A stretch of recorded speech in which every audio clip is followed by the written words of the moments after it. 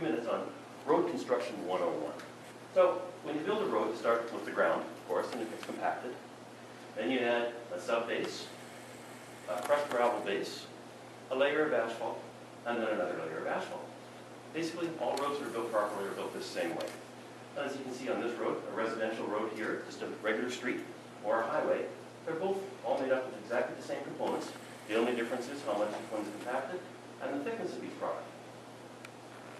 And this will construct a road that lasts around 20 to 25 years. Now, this is our road network profile. And if you look at it, you see that the majority of our roads were built between 1970 and 1990, or are 20 to 40 years old, or at the end of their effective life.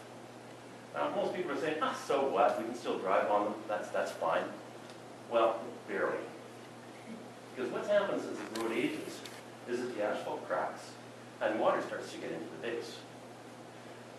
Now, what you can do is you can add a layer of asphalt, and it will extend its life for a little while. But eventually, it gets so that it's just like putting another layer of paint on a weak and rotten deck. And the cracks start telegraphing through and the water continues to get into your base. Add to that, most of the roads in Lake Country were not built to this standard and may have entire sections missing, base, sub-base, crushed rock. It is paved right over anything. So what you end up with is roads that start to look like this, where the extra layer of asphalt is actually starting to crack in exactly the same places that the other asphalt is cracked, and water's running through. This one, there's so much water in the sub-base that the water's actually running out of the cracks in the pavement instead of into the water, into the cracks in the pavement. Here, you have the roads failing in the middle because of water getting into the base and traffic traveling down the middle of the road. And here, you have a road that's been patched. The patches have been patched, and now it's time to patch the patches. So, they're pretty much done. We have more than 200 kilometers of paved road in the District of Lake Country. 60-plus kilometers of those roads are at the end of their life. And Lake Country is changing. There's more traffic, speeds are increasing, people are bicycling, walking, and there's beginning to be conflict between all of these different uses. So, what to do? Transportation for tomorrow is the answer. Transportation for tomorrow is a 20-year overall community plan. It's for maintenance, renewal, and improvement of the road network. It's looked at current and future development plans, and it's based on conditions of the road, the use of the roads, the volume of bicycle traffic, pedestrian traffic, and vehicles.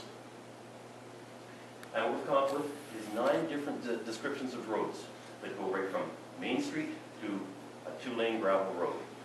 And each of those types of road have been assigned to a different stretch of road within the District of Lake Country. So we now know what roads should look like by the year 2034. So the conditions have all been charted. It is a 20-year plan. It's determined by condition, need, and use, not politics. It's an overall planning for the road network for walking, bicycling, and vehicles. So right now, we actually have a choice.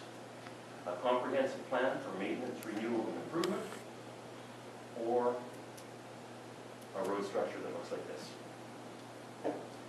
So what does this all cost? $1.5 million a year. Extra. And how do we pay for it? There really are only 2 ways. Grants and taxes. There may be a little bit that comes out of development, but you can't depend on those funds at all. And we have really put it off as long as we can. We can salvage much of what we have at this stage, but this is just around the corner.